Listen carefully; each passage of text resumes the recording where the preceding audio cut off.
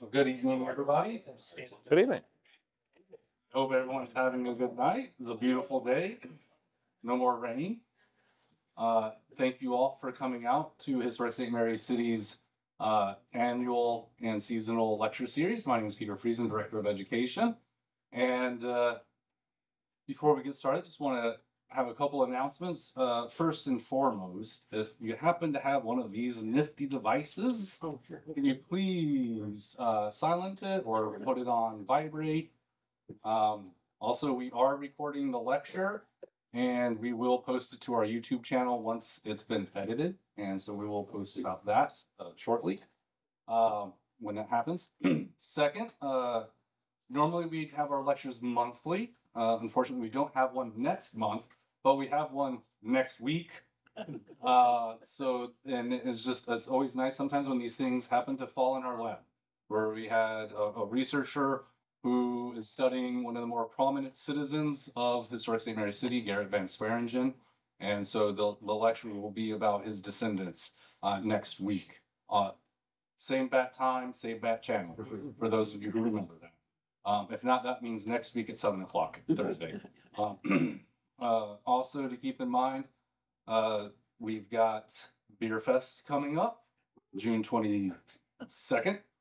And we always want to support Beer Fest. It's one of our largest fundraisers for the Historic St. Mary's City Foundation, which is a huge supporter of us and helps provide these lectures for free for all of you. So if you participate and have some samples of beer, know that that money is going to a great cause, either educational programs or the research programs here at Historic St. Mary's City. So without further ado, though, I want to go ahead and introduce our speaker. Dr. Richard Bell is professor of history at the University of Maryland and author of the book Stolen: 5 Free Boys Kidnapped into Slavery and Their Astonishing Odyssey Home, which is a finalist for the George Washington Prize and the Harriet Tubman Prize. He has held major research fellowships at Yale, Cambridge, and the Library of Congress, and is the recipient of the National Endowment of the Humanities Public Scholar Award and the 2021 Andrew Carnegie Fellowship. He serves as a trustee of the Maryland Center for History and Culture and as a fellow of the Royal Historical Society. Dr. Richard Bell.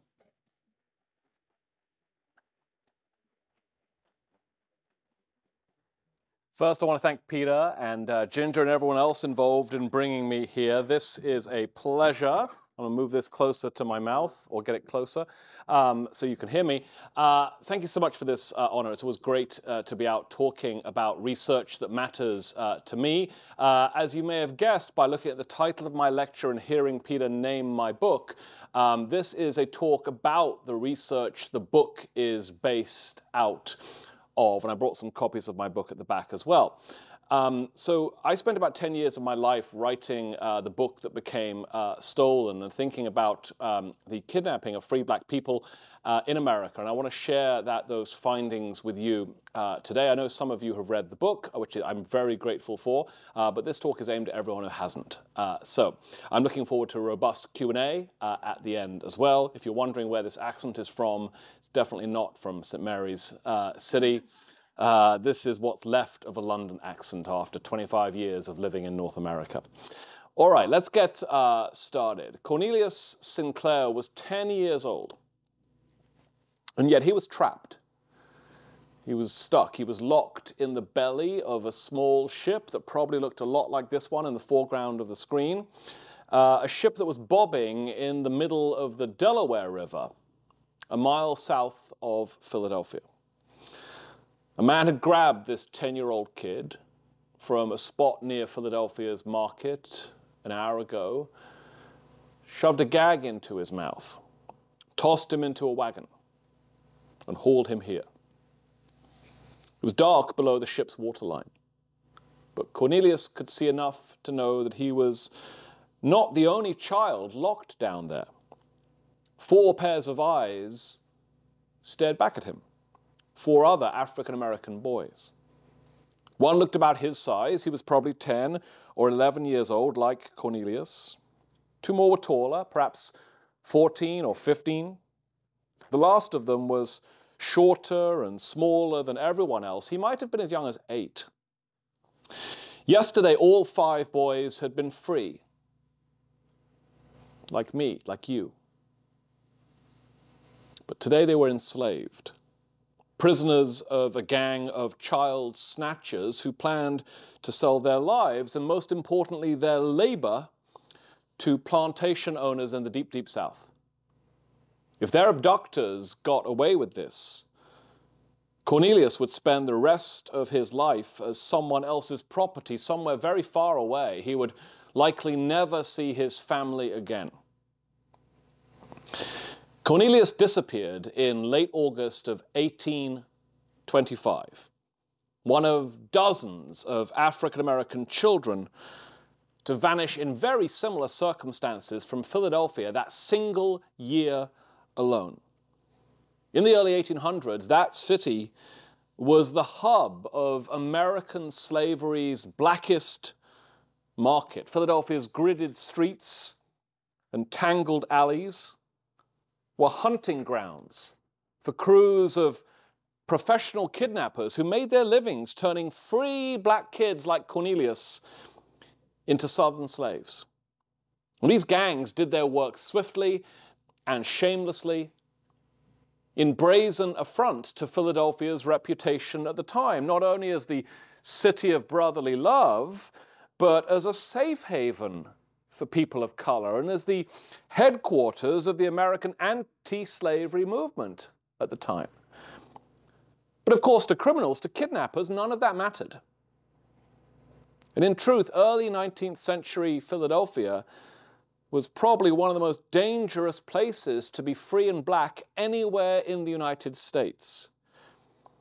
This was a product, of course, of its geographic location. I've even put a giant arrow to show you people where Philadelphia is, like you didn't know already. Philadelphia was the nearest major city on the East Coast to the slaves, nearest major free city on the East Coast to the slave South. Philadelphia lay just 40 miles north of the Mason-Dixon line, the boundary that separated southern Pennsylvania from slave states to its south, especially Maryland. As Pennsylvania and other northern states slowly disentangled themselves from race slavery, in the 50 or so years after the American Revolution, that boundary along Pennsylvania's southern border, that line, became ever more important, especially for black people. By 1825, the year that Cornelius was kidnapped, the Mason-Dixon line seemed to divide two worlds, separating northern free soil states from southern slave states. And Philadelphia's proximity to that frontier line made Philadelphia's many free black residents attractive targets for professional people snatchers pushing in from nearby slave states like Delaware and Maryland. And those people snatchers preyed on the members of that city's free black community relentlessly, putting bullseyes on their backs, putting prices on their heads. And the people they stole away from liberty could fetch anywhere up to $15,000 per person in today's money when sold as slaves in Louisiana, Mississippi, and Alabama, three of the new territories and states that were rising up along the Gulf Coast at exactly this time. The American settlers, the white settlers, swarming into that region down there, demanded a nearly bottomless supply of forced labor to cut their sugarcane and pick their cotton, and they would take almost anyone to do that unpaid work. Buying a small percentage of their black laborers from kidnappers of free people was perhaps not their first choice, but their options were becoming circumscribed by the early 1800s. Planters in the Deep South had been forced to look to American sources for their coerced manpower needs ever since 1808. 1808 was the year that lawmakers in Washington, D.C. had passed legislation outlawing any further imports of African-descended people from Africa or the Caribbean for the purposes of enslaving them here. That 1808 decision is not super famous today, unless you're historians, as many of you perhaps are, but it mattered a great deal. By shutting off the legal transatlantic supply of enslaved Africans, that 1808 decision proved to be a major turning point in the history of enslavement here in America, because it spurred a replacement. It spurred the rise of an internal slave trade, a domestic slave trade, an American slave trade here within the United States. After that 1808 decision, interstate slave traders here in the US tried to satisfy these southwestern settlers' demands for black labor by bringing them thousands of American-born enslaved people each year from existing slave states like Maryland and Virginia, where some slave owners had a surplus of laborers and were willing to sell some of their surplus laborers to domestic slave traders to carry across the country. All of that was legal. All of that was big business. All of that, the domestic slave trade, accounted for about 1 million long-distance sales of human beings within the United States, usually from Virginia and Maryland, usually to Mississippi and Louisiana. All of that was legal. All of that was big business. And yet settlers down in the Deep South wanted even more than that. And the stronger their demand, the more tempting, the more profitable it became for anyone sufficiently cold-blooded to try to kidnap free black children like Cornelius from northern free soil cities like Philadelphia, then launder them into that legal supply chain I just described, and then sell them in that vast new southwestern slave market. These economic incentives left Philadelphia's large and dynamic free black community dangerously exposed. By 1825, the city of brotherly love had become the center of a nationwide kidnapping operation. It had become the northern depot of something I'm going to call tonight America's reverse underground railroad. So as I use that phrase tonight, and it's a phrase I use in the book as well, I'm referring to what I've just described, the kidnapping of free black Americans, usually from northern towns and cities, for the purposes of transforming them into slaves for sale in the Deep South, the reverse underground railroad.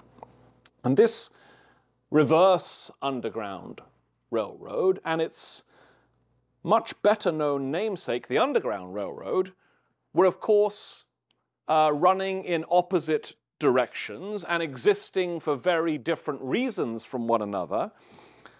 But because they were opposites, they were also sort of mirror images of each other. On the Underground Railroad, the good one, the famous one, the Harriet Tubman one, enslaved people abandoned southern plantations and trekked usually northward, dreaming of new lives, new opportunities in freedom. On America's reverse Underground Railroad, free black people were stolen from freedom in northern cities like Philadelphia and were made to trudge southward to be sold into plantation slavery. On the Underground Railroad, conductors like Harriet Tubman risked their own lives and their own liberty to help black fugitives make these epic journeys. On America's reverse Underground Railroad, the conductors were kidnappers and human traffickers motivated simply by money. Both of these networks, one obviously heroic and courageous, the other clearly monstrous and evil, both of these networks roared to life in the early 1800s to exploit what by then had become major differences in the legal status of slavery in the northern states versus the southern states. Both networks were loosely organized and highly opportunistic. Both ran on secrecy and relied on small circles of trusted participants, on forged documents, on disguise. The direction of travel was usually completely different, but the routes taken by freedom seekers going north, and by victims of kidnapping made to go south, the routes on a map, the roads they used were likely the same, and they might even have passed one another, going in opposite directions from time to time. And what's more, the volume of traffic on these two metaphorical railroads was also roughly the same size. Each year, each one carried hundreds of black adults and children across state lines, half towards freedom, half into slavery. I think most Americans know quite a lot about the Underground Railroad by now. At least I hope we do. After all, historians have spent decades studying the strategies and the tactics that Harriet Tubman and her fellow conductors and station agents used to help freedom seekers escape from slavery. Their achievements now command our attention, as they should. And there are Underground Railroad walking tours, television shows, museums. There's a major NPS site just across the Chesapeake Bay Bridge. There's a recent movie starring Cynthia Erivo and Janelle Monáe as well, by the way, and this Amazon show. All of this dedicated to celebrating the Underground Railroad and the men and women who created that secret network through which the enslaved could escape to freedom. But I think we know far less about America's reverse Underground Railroad. Its conductors, its station agents worked tirelessly to remain untouchable. And the identities of all but a handful of these criminals still remain a secret, even today. They certainly never gave public lectures about their work in the kidnapping business. They never went on fundraising tours. Only rarely do their names and crimes even appear in police files or trial transcripts of the era. Their low profile in surviving legal sources, the result of the years they spent in the shadows, protected by bribes, protected by corruption, protected most of all by too much indifference and apathy among ordinary white Americans who knew what they were up to and did nothing to stop them. While legal interstate slave traders sometimes donated their papers to Southern colleges and historical societies, the outlaws who built America's reverse Underground Railroad did no such thing. They left no business records, no bundles of private letters for historians to examine in reading rooms at Duke University or the Library of Congress. They did not write memoirs, these kidnappers. They did not pose for paintings or photographs, leaving journalists and activists of the era to simply guess, as you see here, as to what they might have looked like. No one posed for the image you are looking at here. It is speculative. And yet, despite all that invisibility, all that subterfuge, all that historical amnesia, as I argue in my recent book, Stolen, these professional kidnappers nonetheless left their mark everywhere on 19th century America. If we think not just about Philadelphia, where the true story I tell in the book begins, but about every northern town or city with a free black population, if we think not just about 1825, when the story I tell in the book begins, but about each and every year between 1808 and the Civil War, we can say with depressing certainty that all told, the kidnappers who built America's reverse Underground Railroad stole away from liberty likely tens of thousands of free black Americans, many of them children like Cornelius under the age of 16. And let me be crystal clear at this point. Most of those they kidnapped and tried to enslave were never heard from again. Their families and friends would search for them frantically, of course, They would lobby, they would petition, they would place missing persons ads, they would wait in earnest for news, but usually nothing and no one came back. Free black people in northern cities like Philly had very few white allies in this period of American history, beyond the meager ranks of a handful of Quaker-led anti-slavery societies.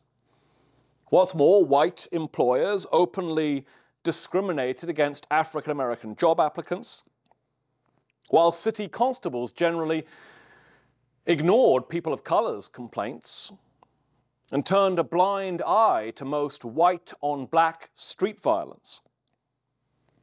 So when kids like Cornelius went missing,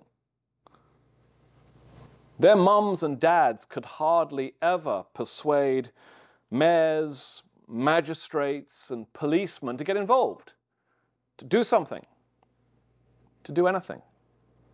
It was rarer still for anyone to be able to gather enough evidence to issue arrest warrants, search property, and interrogate suspects. And even then, experienced members of these many different kidnapping crews, there were lots of them, knew exactly what to do, exactly what to say, to talk their way out of trouble and get back to work.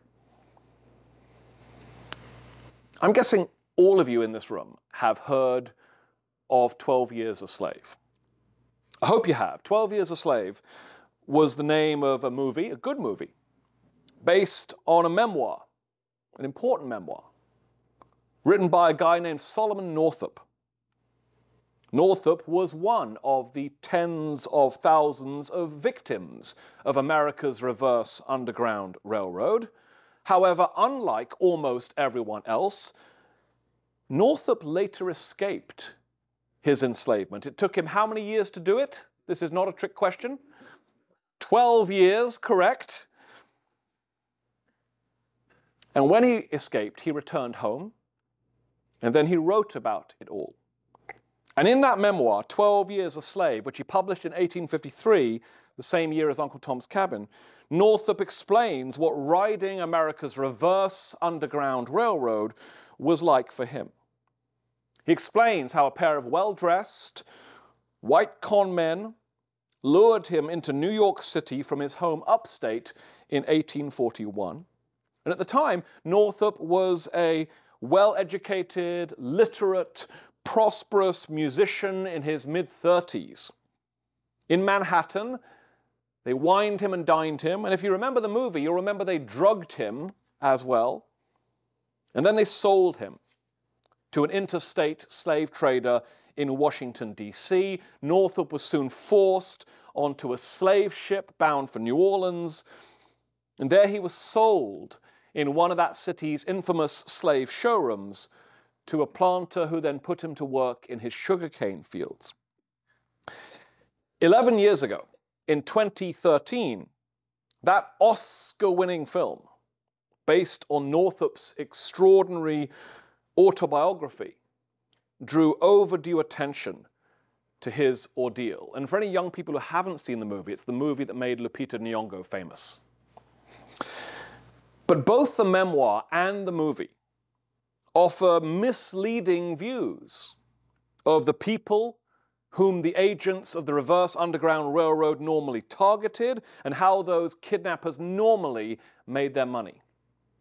Because it turns out, folks, that Northup's experience on America's reverse Underground Railroad was not at all typical of everyone else's. Kidnappers rarely approached highly literate, middle-aged men like Northup. That was highly unusual, actually. No, they preferred instead to lure away poorly educated street kids with tricks that could swiftly separate them from their families. Very few of their captives traveled by ship to New Orleans either. Instead, kidnappers forced most boys and girls they abducted to trek into the Deep South on their own 2 feet, in small, specialized overland convoys known as coffles, after the Arabic word for caravan. And their prisoners rarely ended up in fancy showrooms or on public auction blocks. No, they were vastly more likely to be sold off in ones and twos somewhere along the way, in furtive, all-cash deals sold to hard-up planters in the interior of Mississippi or the interior of Alabama, to men who wanted to buy more human beings as pieces of property, but men who were too cheap to pay big city New Orleans slave prices. All of that was what was typical. And sadly, all of that is almost exactly what happened to Cornelius Sinclair, one of the 5 central figures in my book. In August of 1825, Cornelius and Sam and Enos and Alex and Joe fell into the hands of 19th century America's most fearsome gang of kidnappers. Their captors hustled them onto a ship just outside Philadelphia, which of course is in the top right-hand corner of this map. Their captors then warehoused them for a couple of weeks in a pair of safe houses not a million miles from here, down on the Maryland-Delaware line, actually, just above the word Nanticoke at the bottom of the screen here. And then their kidnappers marched them onwards, on foot, remember, halfway across this vast continent toward the Deep South, where they tried to sell all 5 free children into slavery. Look at the distances involved here. This was, for these children, a soul-destroying journey. If you're a child of 10, it's a journey of 2 million of your footsteps. In the book, I have a lot to say about this journey, and I reconstruct it in great detail. But I'm going to pass over that journey tonight for interest of time. And likewise, I'm required by my publisher to pass over much of what happens in the second half of the book. I wonder why. It's almost like they want you to buy the book or something, or at least read it. I'm not allowed to talk much about the second half of the book, but in the second half of the book, readers learn that some, though not all, of these 5 boys will make a miraculous escape from all this and begin the astonishing odyssey home to Philadelphia, referred to in the book's subtitle. All I'm really allowed to say here is that what Cornelius and Sam and Enos and Alex and Joe made happen in the second half of this true story was indeed astonishing. Astonishing to them as they made it happen, astonishing to me watching them do it 200 years later. It would involve 2 murders, 3 exhumations of dead bodies from the earth, an escape, a recapture, a suicide, a race riot, a lawsuit, the nation's first most wanted list, and America's largest manhunt so far. Let me backtrack a little bit now and tell you that the gang that stole Cornelius was led for much of its life by 2 white men, whose names were Jesse Cannon and Joseph Johnson. It was their habit to warehouse most children they kidnapped from Philadelphia in the attics of their own houses, which, as I said, were out near the Maryland-Delaware line in a remote, underpopulated corner of the Delmarva Peninsula. They would keep these kids captive there for weeks at a time, however long it took for them to organize the children's onward journey across the country and into the Deep South, where they could be sold as slaves.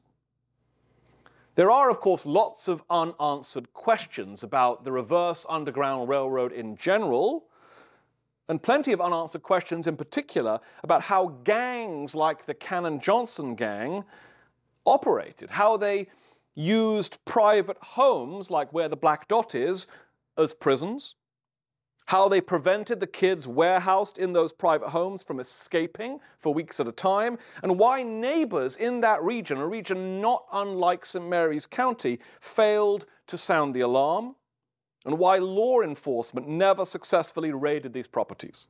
Those are questions historians have. I tell you this because one of the small breakthroughs I had in the course of my research was one day, back in 2013, when I came across a letter written to the officers of the Pennsylvania Abolition Society by their own chief investigator in the year 1819. And I think that letter sheds a lot of light on most of those questions I just raised for you. So I want to do something now that I don't often do when I talk about this research. For the next few minutes, I'm going to tell you what that letter said, and I'm going to invite you into my historical methods process a little bit by encouraging you to grapple with the letter and what it means as well. This is audience interaction, so watch out. So for the next few minutes, I'm going to tell you, using a mixture of direct quotation from the letter and some paraphrasing in my own words, what the letter said.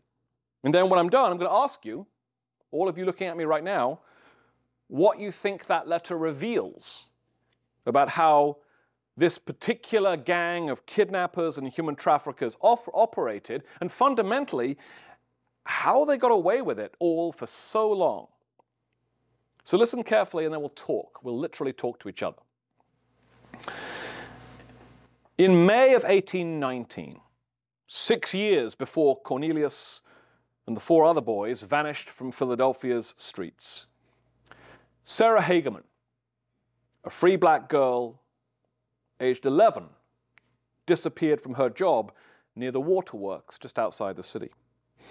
After her widowed mother made a public appeal for information, a tip-off led to the arrest of Sarah's white employer at the waterworks, a woman named Margaret Ward. At her trial for abduction that October, Margaret Ward confessed that yes, she had sold Sarah, a free black person, to a stolen goods dealer who had then sold this girl on to Jesse Cannon out on Maryland's eastern shore. 2 weeks later, in early November, the Pennsylvania Abolition Society dispatched their best man, John Willits, to the eastern shore to try to find Sarah and rescue her. John Willits was a dogged and experienced private detective. He arrived in Denton, Maryland on November the 13th. He brought with him a man named Miller who knew young Sarah Hageman and who he hoped would be able to identify the child by a scar Sarah had on her forehead and another scar she had on one of her knees. But the pair of them ran into trouble almost immediately. The sheriff in Denton volunteered his disgust for this detestable traffic in kidnapped free children, but the sheriff informed them that the man they were looking for, this Jesse Cannon, actually lived beyond the sheriff's jurisdiction, not in Maryland at all, but just across the line, in Sussex County, Delaware. It took Detective Willits, the private eye, another full day to track down a Delaware judge willing to issue a warrant to search Jesse Cannon's house, and a second day to persuade a Delaware constable to actually enforce the judge's warrant. The officer in question, a constable named Robeson, was none too keen to do so because he had heard that Joseph Johnson, Jesse Cannon's partner in crime and son-in-law, had holed up in the same house as Jesse Cannon, and that both of these men, both of these notorious kidnappers, were likely to be armed and dangerous. The private eye, the family friend, and the reluctant local constable arrived at Jesse Cannon's place on horseback on the evening of November the 15th as the day was turning to dusk. Peering through the back door, Willits saw 3 or 4 small black girls inside, though none seemed to match Sarah's description. Miller, a few paces behind, thought he caught a glimpse of Sarah disappearing through the house's back garden and into the woods, being dragged away by some men. But before he could follow her, Joseph Johnson suddenly darted from behind a corner of the house and, presenting a pistol to Miller's head, swore that if he attempted to advance another step in that direction, he would blow his brains out. Joseph Johnson demanded to know their business. Who are you? What are you doing here?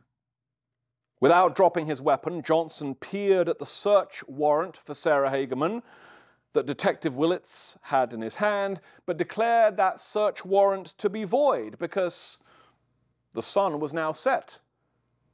So the day was over. And he swore to shoot the first man who should attempt to raise a latch on any door, anywhere in this house. It was only at the private eye's prodding that the reluctant constable insisted on the warrant's validity. It's good on today's date, which means until midnight, not until sunset. We've got 4 hours.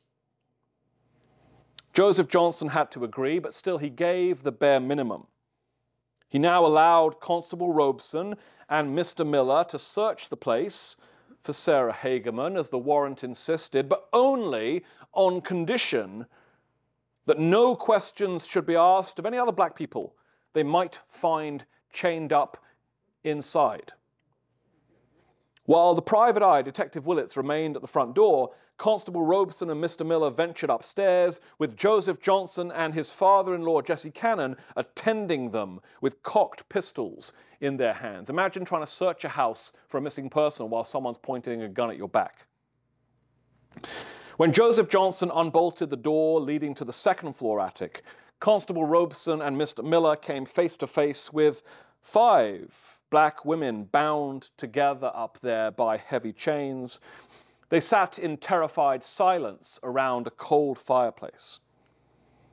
With Jesse Cannon's pistol still pointed in their direction, Mr. Miller hastily inspected each of the 5 of them, looking for Sarah Hageman's telltale scars.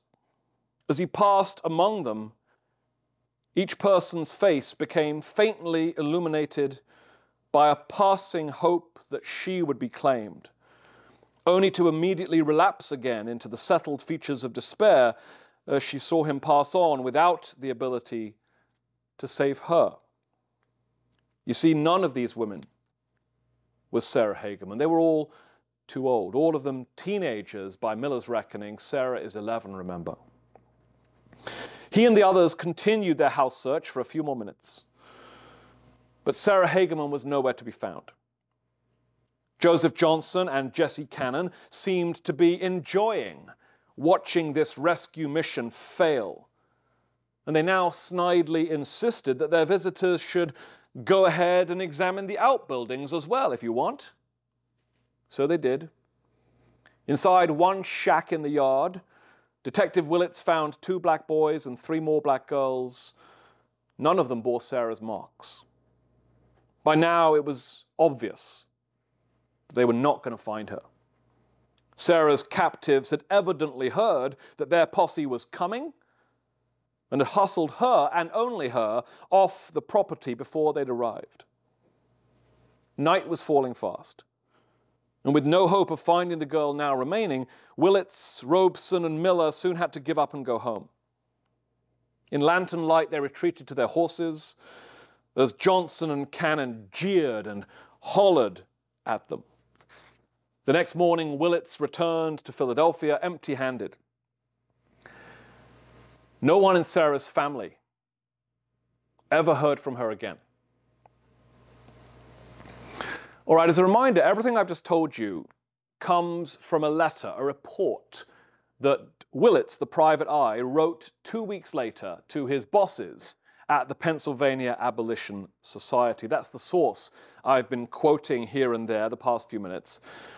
And as you've heard, of course, it's sobering stuff. But for historians, it's also incredibly rich and incredibly revealing as evidence. But what does it reveal?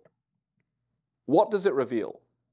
That's what I'm hoping you might tell me. Was there something you learned from listening to that account that gives you any additional insight into how this gang operated, how it got away with this work, what the keys to their success, to use a terrible word, was. Pick out something you heard and tell me why you think it matters. Yes?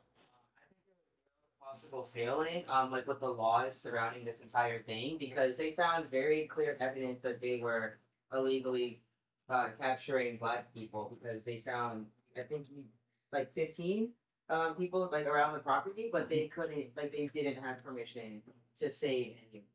Yeah, that's a great point to start with. Let's unpack that, right? Because I think to our modern ears or eyes, that is one of the most striking things we notice, right?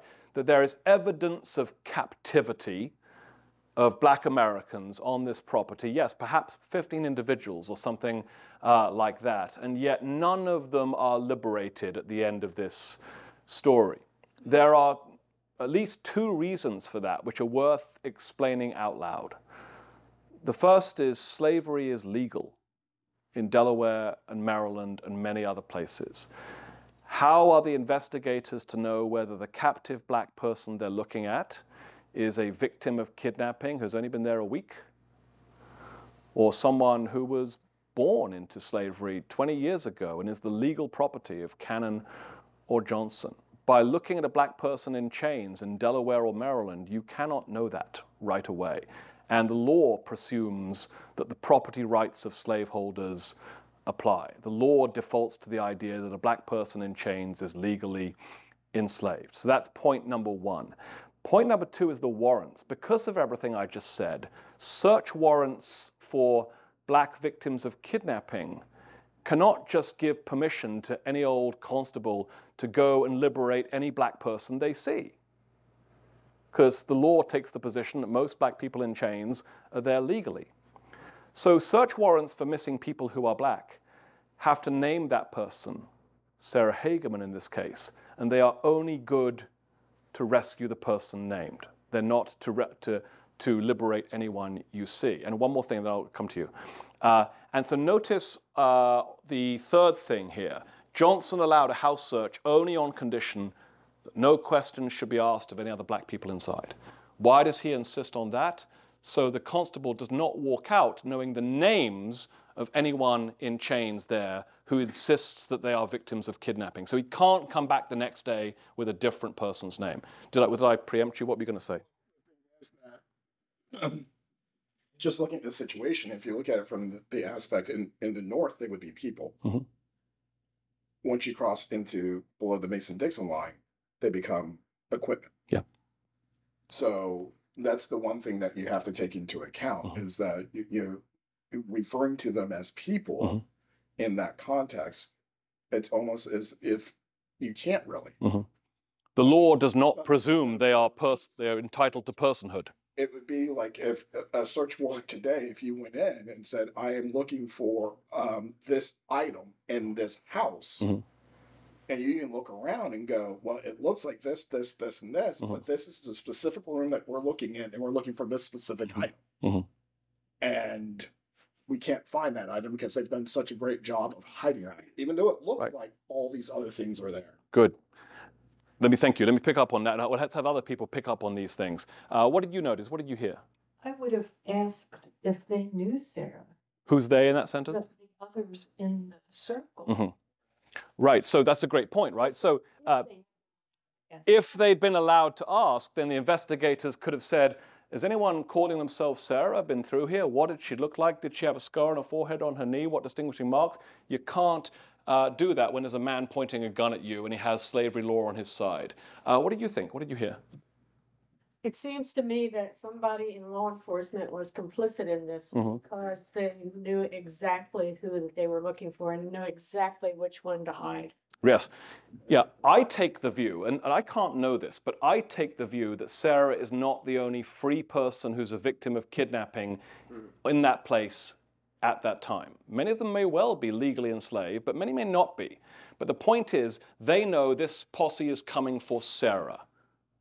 So that's the person that's hustled off out the back door by two thugs as they're walking up. How do they know that this posse is coming for Sarah? We can't be sure, but it seems likely, does it not, that someone has leaked at some point, at anywhere in the chain of custody of this search warrant being issued, maybe someone in the Delaware Sheriff's Department, the Maryland Sheriff's Department, or maybe someone they met on the road who they chatted with rather too freely. But someone somewhere has tipped off Cannon and Johnson. And it bears thinking about why someone would do that. Is it because they are being paid? Certainly possible. Is it because they're terrified of Cannon and Johnson? Certainly possible. Is it because they don't support the anti-slavery cause or the anti-kidnapping cause? Certainly possible. So it begs questions. What else did you hear, the rest of you? Oh, lots of hands. Let's go right up here. It really shows a century before the FBI how they were able to exploit state lines to get away with this. The way they had to, because they were right on the state's border, there was confusion between the deputies and the judges over who even had the authority to sign a warrant for their house, and how they were able to use that to stall for time and discourage the local forces from even investigating in the first place. Thank you. So 2 points there about jurisdiction. One is confusion about where the people they're looking for are located and whose legal jurisdiction they're in. And the consequence of that is delay, right? It basically buys the kidnappers 2 or 3 extra days to know that they are coming towards them. There's a story about this, which is not true, but I'm going to tell you the story anyway, which is that the house, one of the 2 houses they used, literally was on the line between Delaware and Maryland. The front room's in Delaware, the back room's in Maryland. That is false. Don't believe anyone who tells you it's true. But the story goes that, you know, if they saw the Delaware sheriff coming, they'd just go to the back of the house. But it makes your point in a more sort of visual way. Was there a hand over there somewhere? Anyone else? Yes, I'll come all the way around. So much exercise in this talk. All right. That's all. I think it's interesting. I guess I don't understand the reverse Underground Railroad in a area of the country where slavery was legal. Why these slave movers were the least bit concerned about being clandestine. Right, great question. Let's reflect on that. The question was, to what extent are, well, let me put this as a statement, as my own question. To what extent are Cannon and Johnson being furtive? I would say they don't want to be arrested. They don't want to surrender Sarah Hageman. But otherwise, I personally would say they're operating in plain sight. In part, in recognition of what you're saying, that slavery is legal in Maryland, slavery is legal in Delaware, slave trading, the legal buying and selling of legally enslaved people is legal in those places. In fact, they're probably drawing some comfort and disguise and protection from being mistaken for legal buyers and sellers of enslaved people, which shouldn't bat the law's eye, shouldn't draw the attention of the law. And that goes for their neighbors as well. They're operating in a society where not every white person owns slaves by any stretch of the imagination. But most white people live in these places because they benefit in some way from living in a slave state. That could be directly by owning enslaved people and putting them to work, or it could be indirectly by buying products at the local store made by enslaved labor, by enjoying the hospitality of rich neighbors who use enslaved labor as their cooks and nurses, etc. Everyone in a slave society is complicit in that system and benefiting in some way from it, or aspiring to one day be rich enough to buy their own slaves. That's the story of the Civil War, by the way. Most Confederate soldiers are too poor to own slaves, but they'd all really like to if they had the money to do so. The same thing applies in slave states like Maryland and Delaware. So there's a culture here which protects its own, I think, and is also the climate of fear and intimidation that Johnson and Cannon cultivate. Notice violence in this story. Who has the guns in this story, the good guys or the bad guys? It's the bad guys, right? If the good guys had guns, it is not recorded. There's no, I was going to say smoking gun. There's no evidence of that. But we have clear evidence that Cannon and Johnson own weapons, that they're willing to point them at members of law enforcement, like Constable Robeson. They're willing to threaten a constable to blow his brains out. The use of the threat of violence is pervasive in this encounter. So imagine what the threat of violence is like when the police have gone and there are just white thugs there and terrified black people there. The threat of violence undergirds this story as well. We could go on like this. I hope you see, as I do, that this is quite rich stuff. And let's see if I can, I'm just going to hold the microphone because I can't put it back. Here's my own quick summary of that letter's takeaways. As you've noticed, rather than record a daring and triumphant rescue, that letter offers instead rare first-hand testimony as to the limits of law enforcement's powers. It also shines light upon the size of Jesse Cannon and Joseph Johnson's operations. Notice how many black people are under their custody and how many other white people not named Cannon and Johnson also pop up in the story, and upon the efficacy of the tactics they used to protect their black market business and preserve their own liberty. Despite the private eye's years of experience as a private investigator doing this sort of work, Willits struggles mightily to even gain the element of surprise. He also struggled to secure a search warrant and to persuade county constables to do their jobs and enforce it. The kidnapping gang's leaders, Jesse Cannon and Joseph Johnson, were evidently well connected and much feared locally, and they beat him easily in this matchup.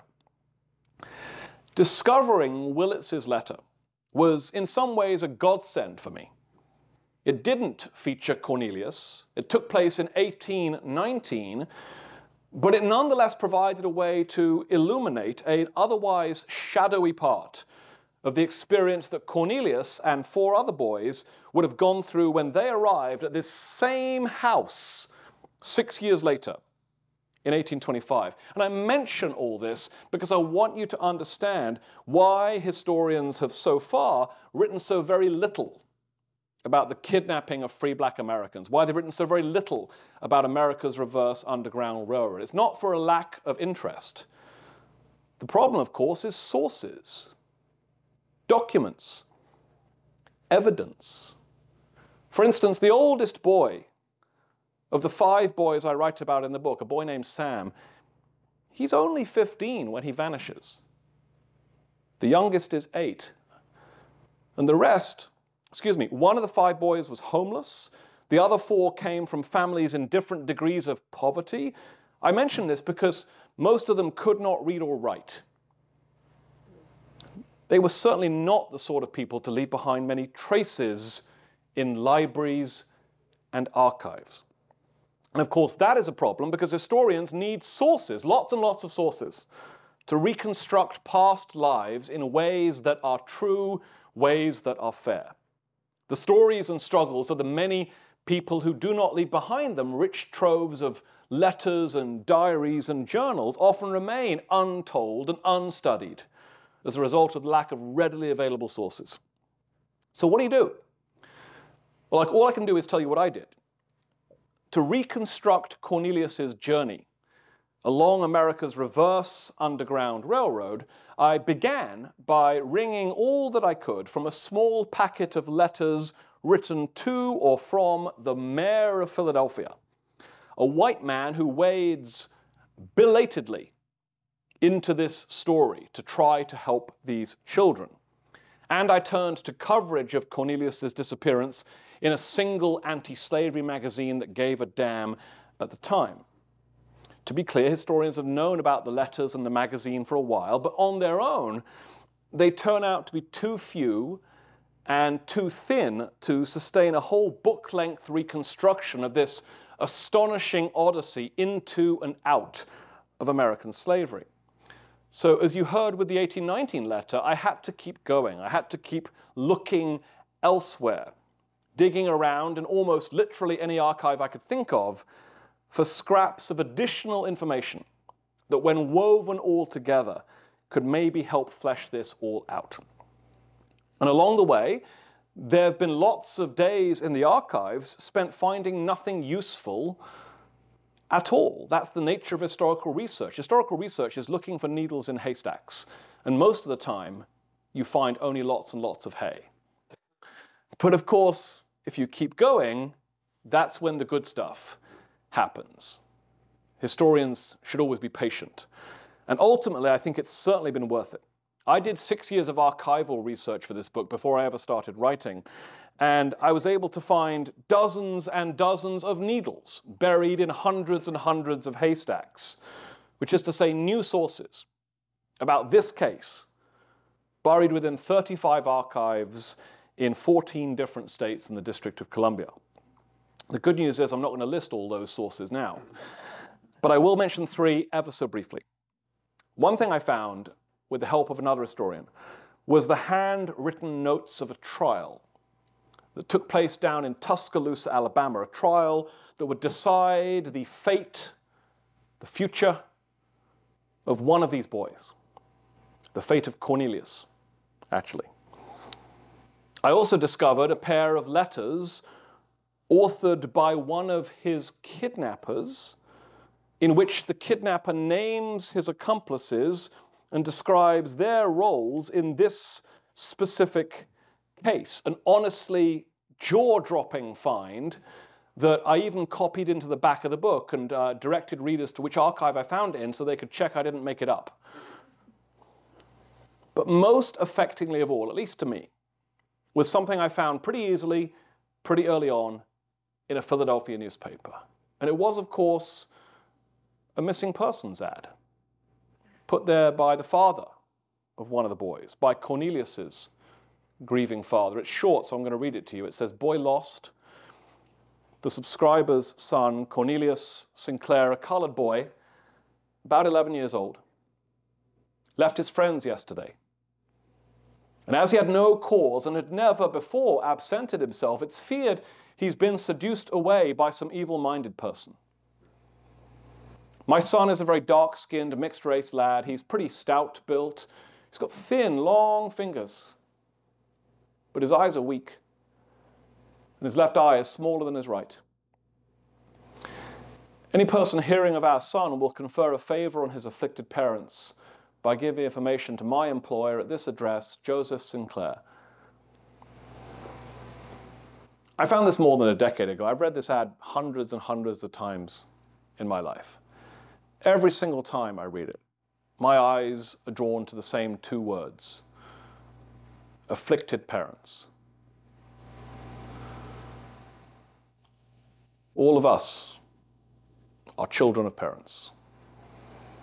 Many of us in this room, I think, looking at you, are parents of children or grandchildren. I'm the parent of a 10-year-old and a 7-year-old. The thought that my children could be taken from me, and there'd be nothing I could do to get them back except this ad, that just tears at me, just rips at me in a really primal human way. Afflicted parents. To me, that sounds like the understatement of the 19th century.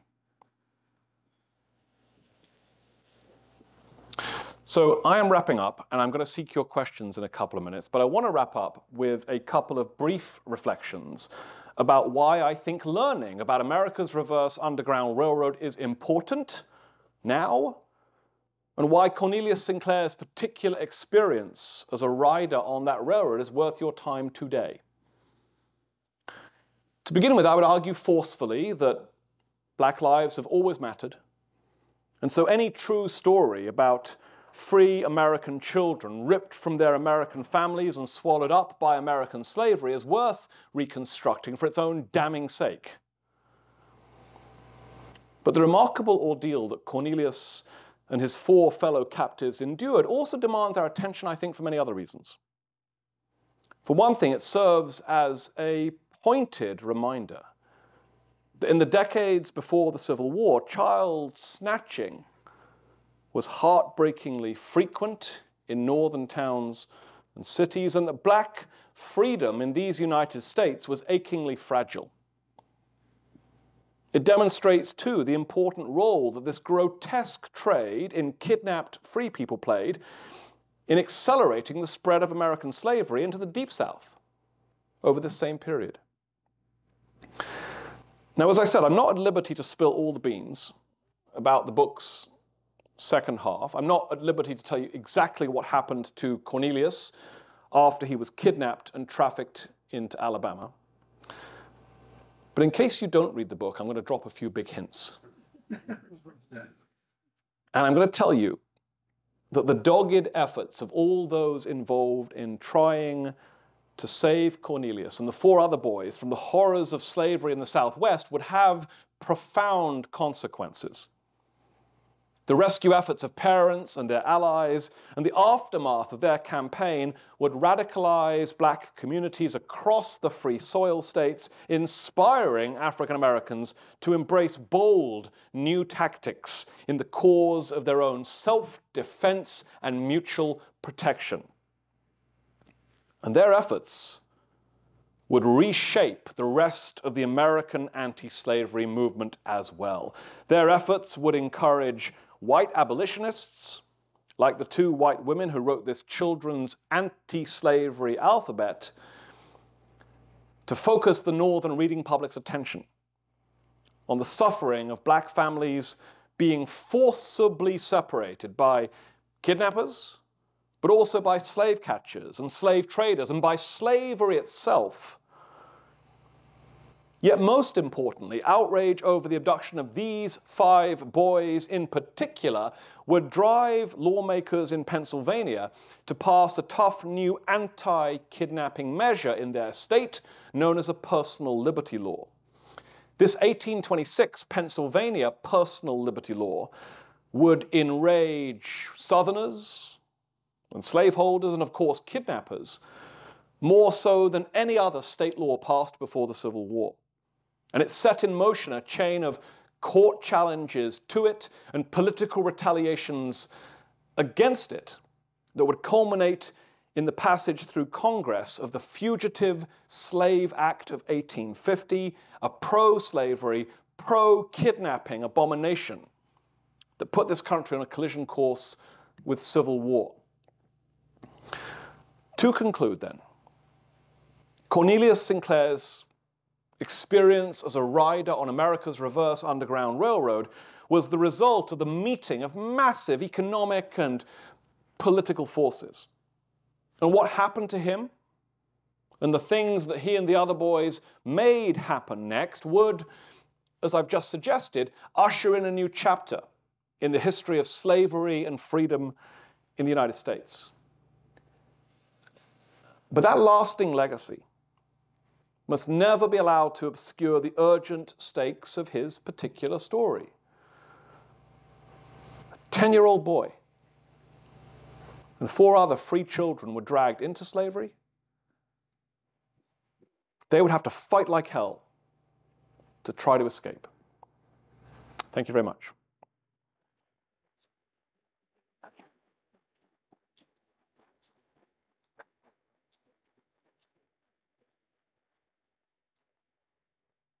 If we want to stick around for a few questions, why don't we take a couple of questions or hear a couple of comments, and then I'll be standing at the back if anyone else wants to come up to me privately. Why don't we start right here? Yeah.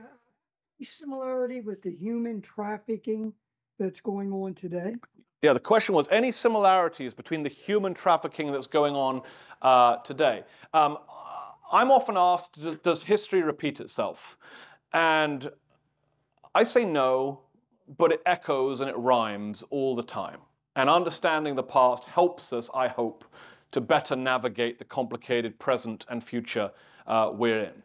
And modern human trafficking is in certain ways quite different from the kidnapping of free black Americans that I described today. The most obvious difference, I can think of 2 that jump out. One is that enslavement is legal, I'll start that again. One difference is that enslavement is illegal throughout the United States today and throughout almost every country in the world except Yemen. So that's one difference, that slavery is largely illegal now. Another key difference, of course, is that modern day human trafficking is not nearly as racialized as it was under chattel slavery. Millions of people enslaved in modern day slavery today have a variety of skin tones and ethnic backgrounds. Black and brown people are certainly overrepresented, but it's not as narrowly racialized as it was before the Civil War. So those are some differences, but of course similarities are really important too. And I'll just remind you that modern day slavery exists on a very large scale, and it happens under our noses. And that'd be two things I would say about 19th century kidnapping as well, that it existed on a very large scale and happened under good people's noses. So modern day slavery, around the world, the estimates are that somewhere between 20 and 40 million people woke up in actual slavery today, of some kind or another. The major types are sex slavery, domestic slavery, and agricultural slavery. And we might like to think that that is a problem for other places and other people, but it's an American problem as much as it's a global problem. In America, we estimate that the number of people who woke up in actual slavery today is about 100,000 people. They are exploited by massive agro-businesses to pick some of our produce, which is then sold to major supermarket chains that both you and I use. They're engaged in domestic enslavement, often in the houses of diplomats who have diplomatic protection, who come to New York or Washington, D.C. To serve, to represent their country, and then take the passports of the workers who come with them and don't give them back.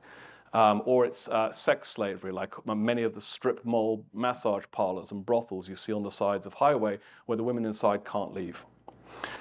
So that is a problem that's under our noses, and its scale is massive. And so that prompts me to think that talking to young people today about the anti-slavery fight, it can be inspiring. And people will tell me, well, you know, if I lived in the 1830s and 1840s, I would have been an abolitionist. I would have stood up and done something. And yet, among white Americans before the Civil War, there were roughly, 10 million white Americans before the Civil War. Only 100,000 ever joined an abolition society. A tiny fraction ever got up and did something meaningful until the Civil War started. Most people sat on their hands, pretended they didn't know what was going on. We today have another choice, right? We can recognize that modern day slavery is all around us, around the globe and in the United States, and we can stand up and do something. We can give money to Anti-Slavery International to free the slaves, to Polaris. We can learn about these issues and get involved, or we can sit on our hands and pretend we don't know this stuff. So that's a parallel as well, I think, what we do about this knowledge. Thank you for that great question. In the back, yeah. I'm wondering if yeah. Thank you.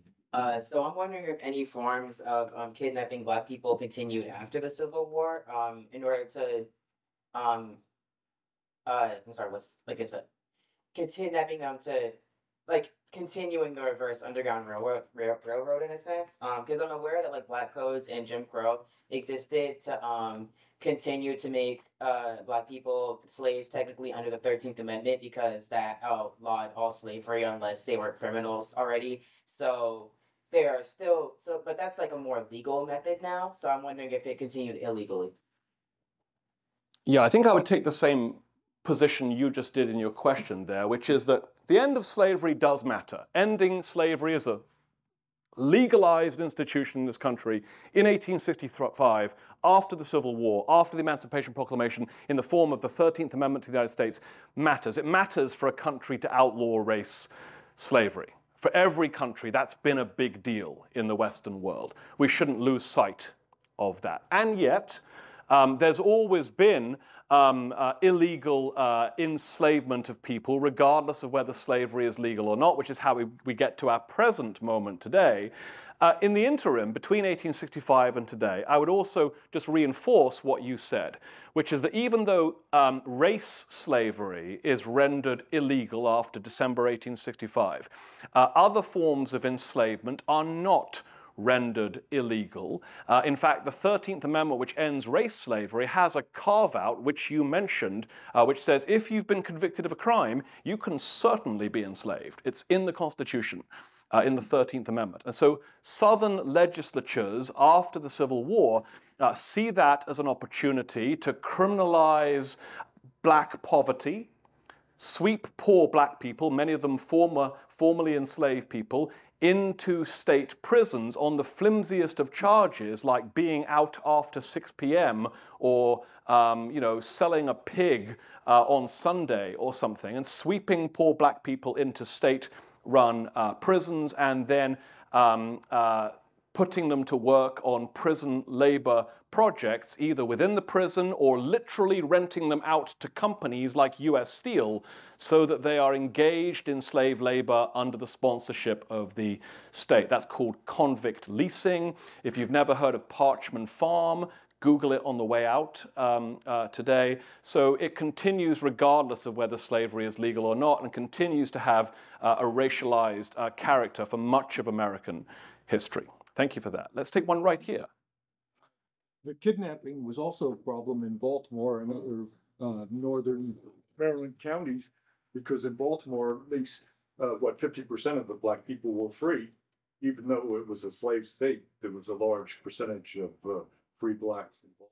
Yeah, that's such an important point. The gentleman said, what about Baltimore, basically, right? So I focused on Philadelphia. And you also heard me say the North, anywhere there's a free black population in northern towns and cities. And so that is pretty weak wording on my part, because it implies that free black people in southern slave states are somehow immune to kidnapping, whereas in fact, they're arguably in the most danger. And so I wrote this book about Philadelphia because that's where the sources led me, and Philadelphia is a great case study for this. But you could write a very similar book about Baltimore. Baltimore's in a slave state, Maryland, and slavery is therefore legal in the city of Baltimore. Baltimore has a very large black population in the 1820s. It's the largest black population of any urban center. It's called the capital of Black America for a while. That's how large the black population is. And it's roughly evenly divided between enslaved people, like Frederick Douglass, who was there as a slave, and free black people, like the children and adults I described in Philadelphia. So Baltimore is in a southern slave state, but for free black people, the same threat of kidnappers as you would find in Philadelphia or Boston and New York is pervasive. Another way to say that is the Cannon Johnson gang, the gang I focus on here, they also operate in Baltimore. Many gangs operate in Baltimore, as do many legal slave traders as well. So it's oversimplistic of me to imply that it's only in the North where this happens. It happens anywhere there's a free black population. Thank you for that. Yes? I'll step back. You mentioned the Johnson Cannon gang. There's a 19th century novel called The Tailed Hat. Yes, there is. Which I read 50 years ago. Yeah. Would you comment on that? Yeah, sure. There's a 19th century novel about Paddy Cannon. It's called The Entailed Hat. I forget what year it was published, maybe the 1880s or somewhere around there. It's by a guy called George, I think, Townsend. Everyone called him Gath, G-A-T-H. Those were his initials, I think. It is really bad. I've really struggled to get through it, honestly. And it's my job to read it, and I was like, oh, God, do I have to? It's not very good literature. But it was quite popular when it came out. Many people's attics probably have a copy. Whether it's been fully opened, I don't know, but it was quite popular. And that novel is one of many moments over the last roughly 200 years when Patty Cannon in particular, who is the wife of Jesse Cannon, and who will inherit the business when Jesse dies in 1822, and who will be the lead kidnapper of the 5 boys in this story, has entered popular culture. There's been multiple novelizations. One second. The Entailed Hat is the longest of them. There's also a sort of Playboy-esque sort of picture book I found about Paddy Cannon. I wouldn't recommend it, which is from the 1950s, and some young adult novels as well. And people out on the Eastern Shore today, Maryland and Delaware, many of them have heard of Paddy Cannon in 2024. I don't know if that's a name, Paddy Cannon, that many of you here on the Western Shore know, but if you cross the Chesapeake Bay Bridge and start saying, have you heard of Paddy Cannon? Roughly about half of people have heard of Paddy Cannon. On this side of the shore bridge, it's like 0. So she has become a sort of folk legend I think, out on the Eastern Shore, and that's been buttressed by popular culture depictions like these novelizations, and they have tended to seize on her career in very selective ways. The novelizations acknowledge that she was a kidnapper and human trafficker. They acknowledge that she was a murderer, but the veneer, the frame in which that characterization is offered is, and you go, girl. Girl power, bucking the trends, a woman taking her place in history, an Amazon who no man could thwart or catch. So that's led to sort of almost a valorization of this awful woman. You can find historic markers and plaques on the Eastern Shore sort of pointing to that and really not doing a good job of highlighting the misery that she caused. Yes, we'll make this the last question in the back here. I'm from the Eastern Shore and I can confirm that. I know some of the cannons and I absolutely hate them. Wow, I was not expecting that. Thank you for sharing that.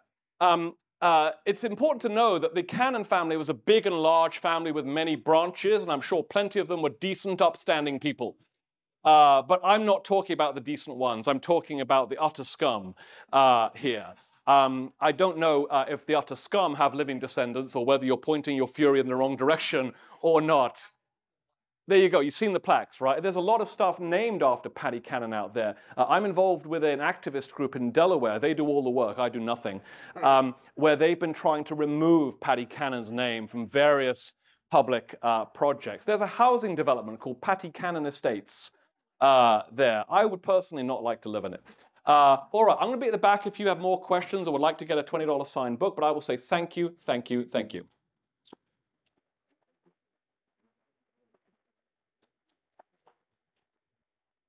I hope everyone is a little bit more enlightened today. Forgive me because I failed to mention one important fact before we started this lecture, but maybe it is better to mention at the end.